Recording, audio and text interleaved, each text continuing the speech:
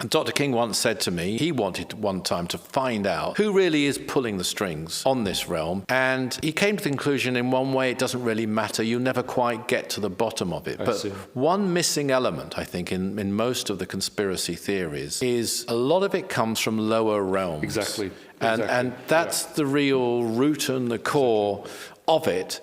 And their controlling influence, which is quite easy to do. I mean, you can see people, I could name politicians, but I don't want to get political, who were perhaps a pretty run-of-the-mill, straightforward person who become prime minister of this country and turn into warmongers. They weren't really warmongers till they got there. They get turned by a combination of power, and they then are of interest, once they've got power, to the forces behind the scenes who can very easily turn them.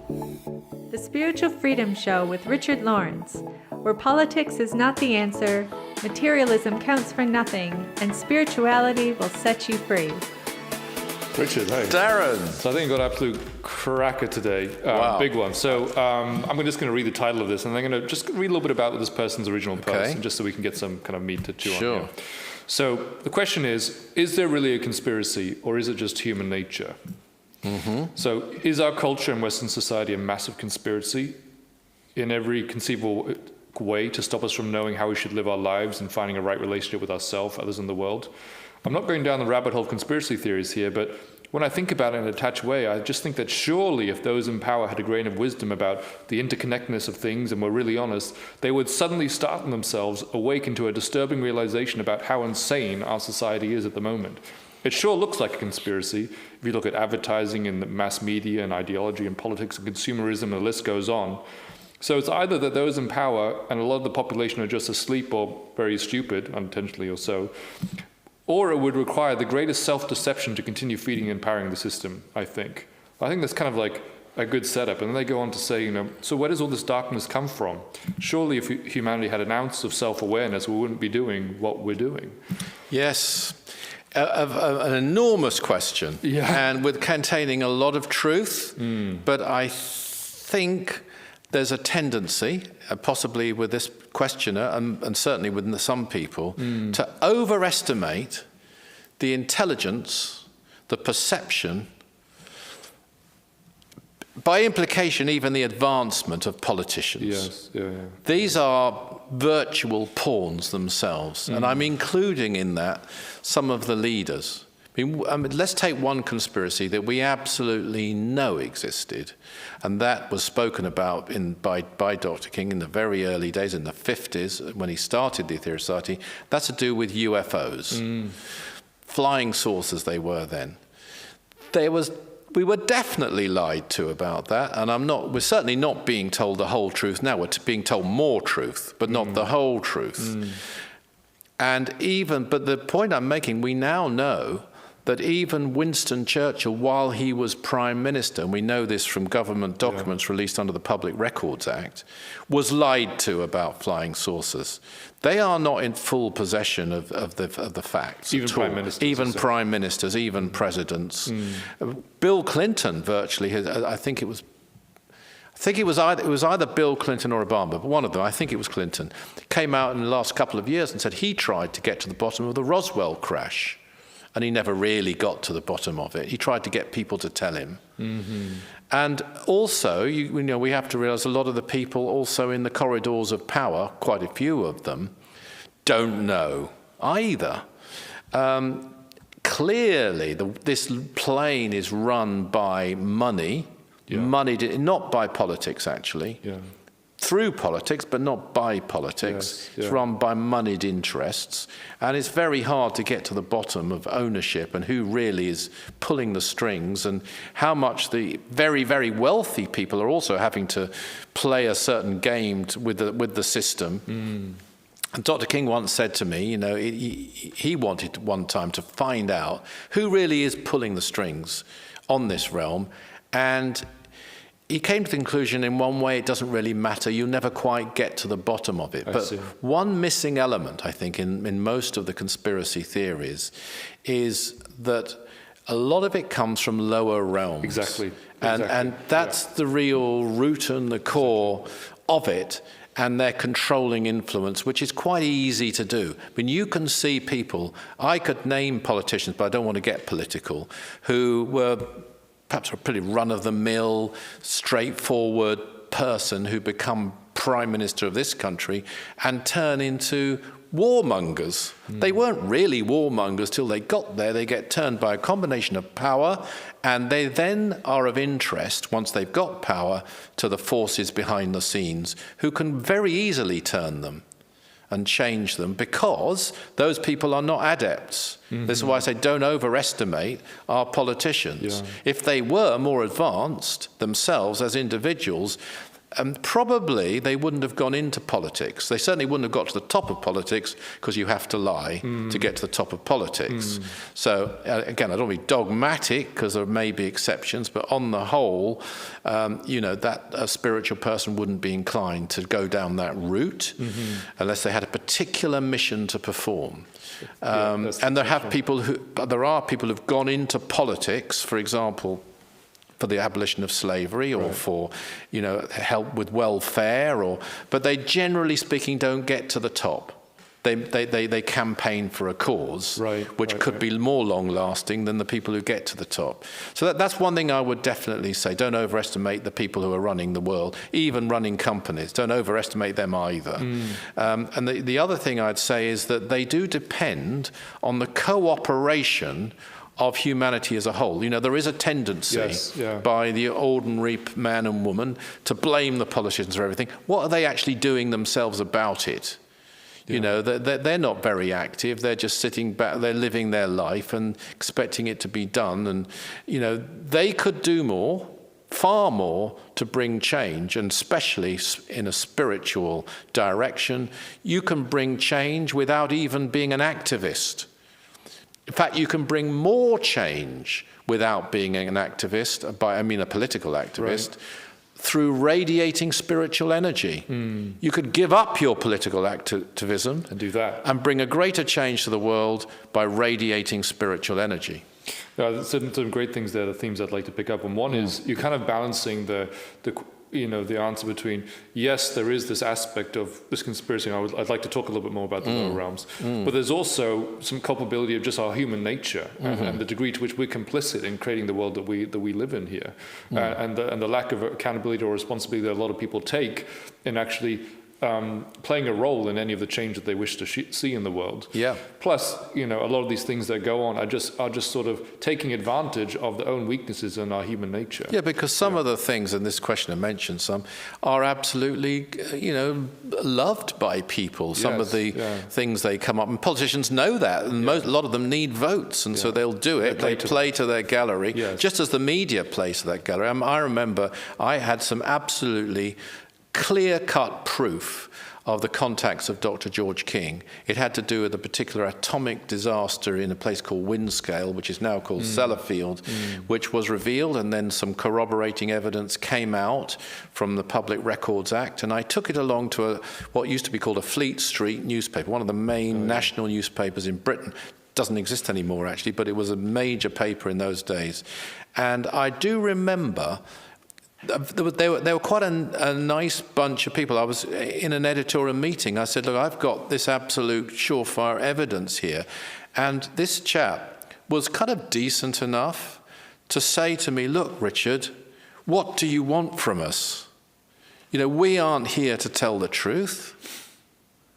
We're here to tell the truth that people want to read in our paper.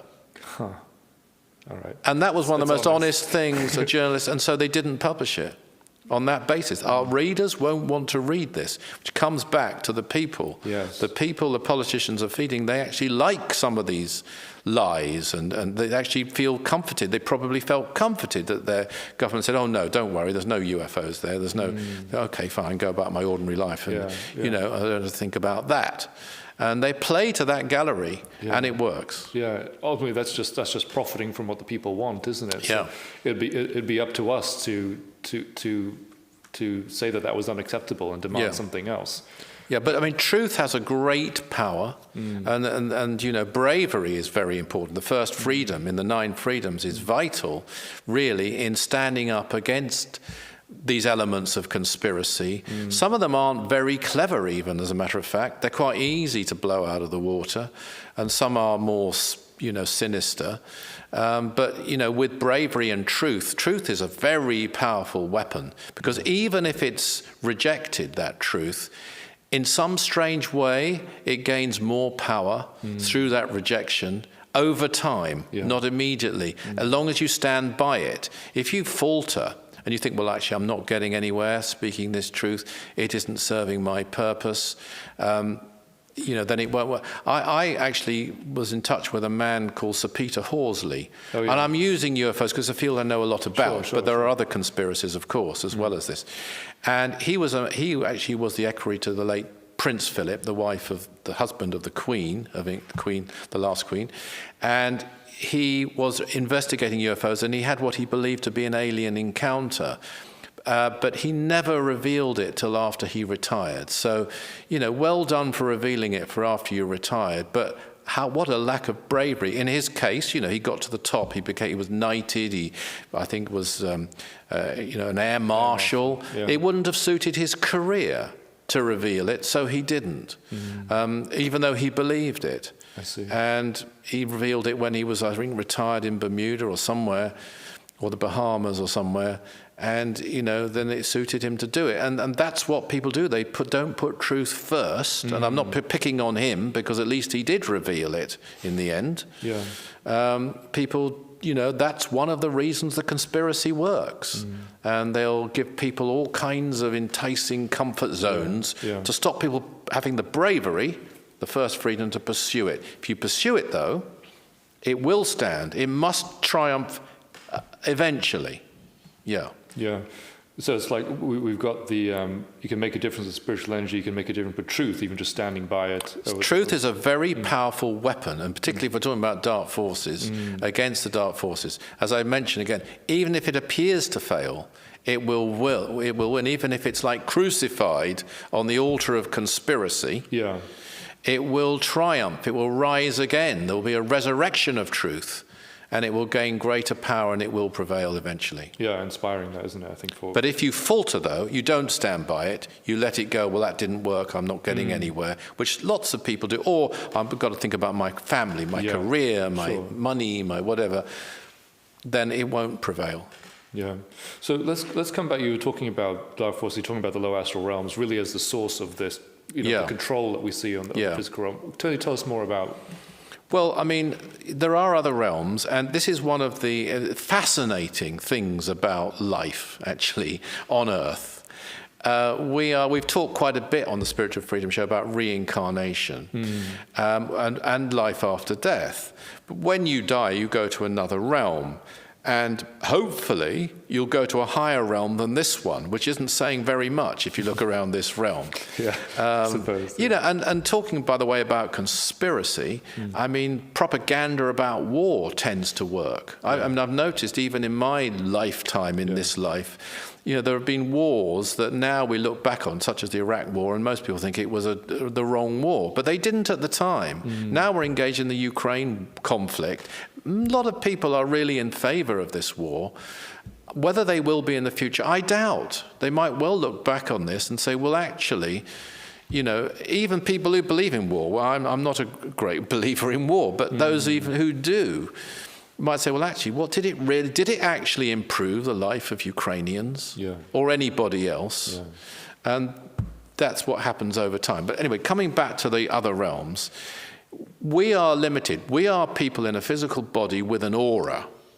That aura is tied, as it were, to us. When we become very advanced, when we eventually ascend, which is the sixth freedom, we won't any longer have an aura. We'll have an auric field which we can change at will. This is also what happens on other planets. So it's a limited state we're in. When we die, we go to the realm which you might say vibrates to our aura. It's the energy level that we are on, the thought pattern that we are on.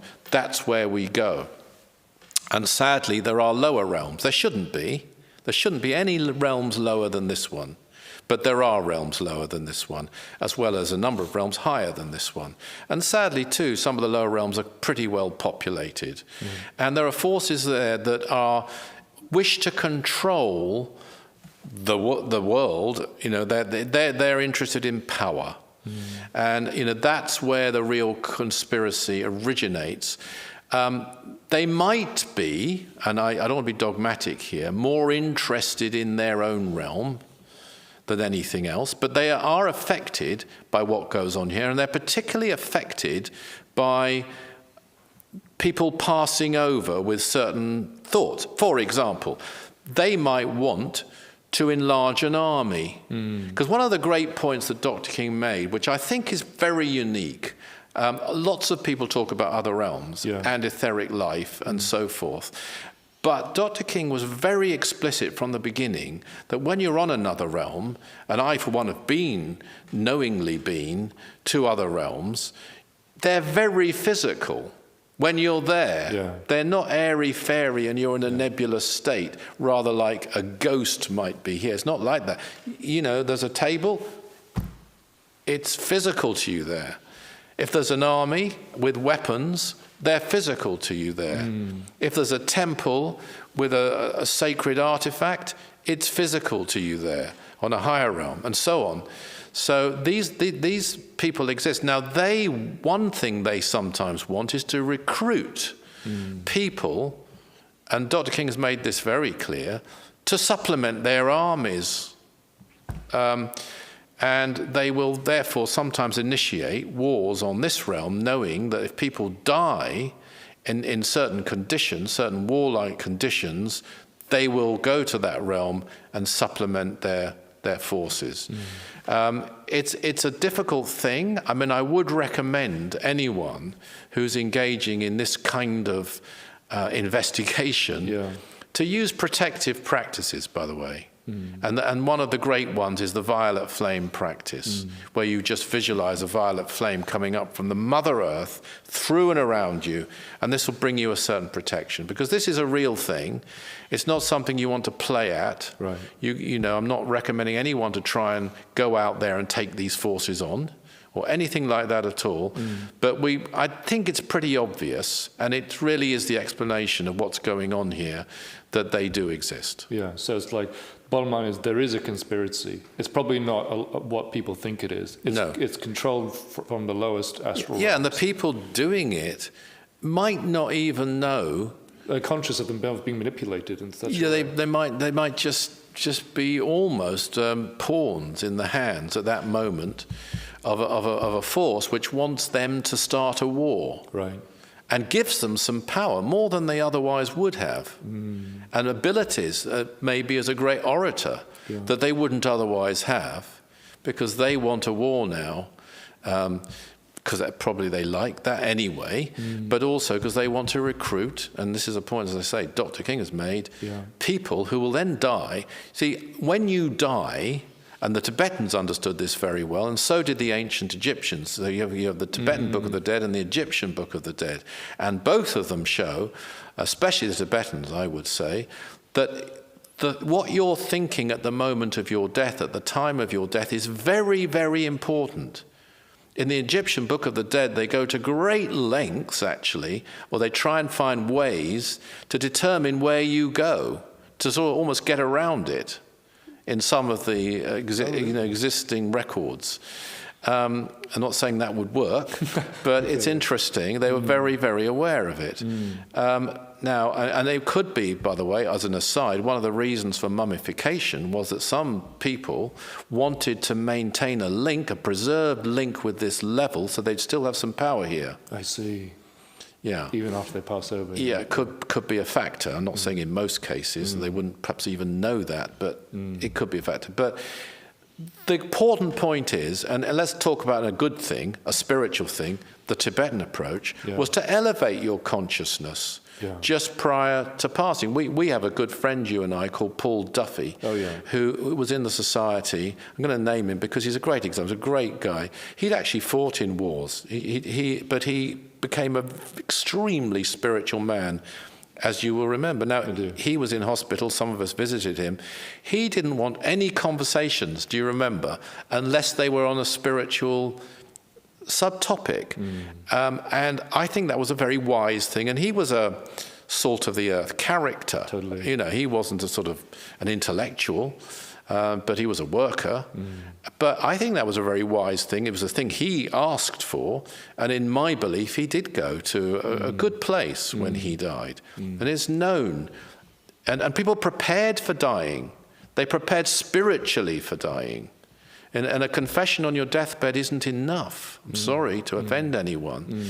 They prepared their consciousness so that their consciousness would transfer that point to a higher realm. Of course, your karma is the big factor, but so is your consciousness.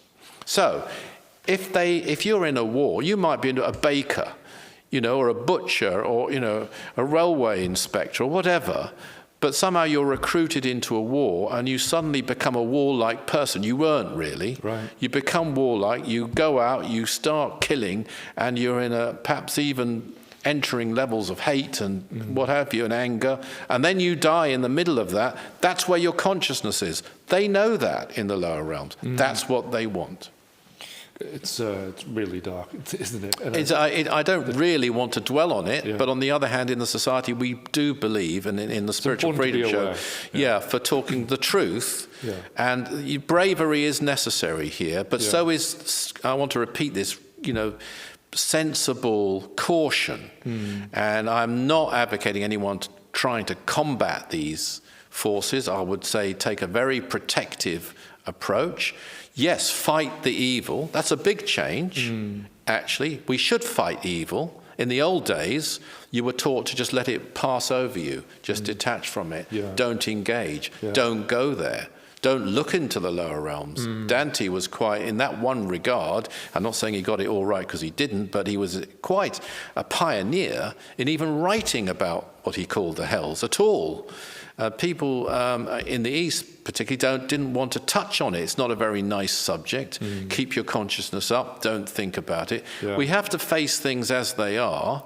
But your weapons in fighting evil are truth, as we said earlier, and spiritual energy. The violet flame practice, I would say, is crucial.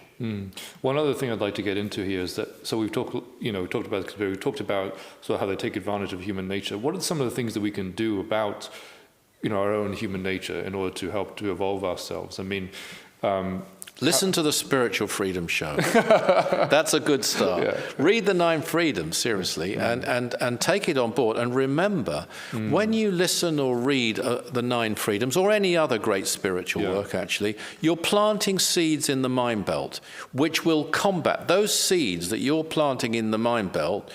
You're not just studying for your own benefit. A lot of people think that's all you're doing. You're not. You are, and particularly if you believe it, and particularly if you're having realizations as you study it, those are going into the mind belt. They are feeding the mind belt. They're combating the lower energies that are coming from other lower sources with light. And there is a battle going on in the mind belt between these forces of light and the dark emanations. Well, just any final thoughts here about fear and doubt? Light will win in the end, but we have to make it win. And I think that's where the fear and doubt comes in. Maybe there's any comment you had on those just in closing. Fear and doubt. Well, they are the prevalent weapons used by dark forces. Fear is. That's why bravery is the first freedom. People just don't want to touch it. It's not very nice. I'd rather not think about it.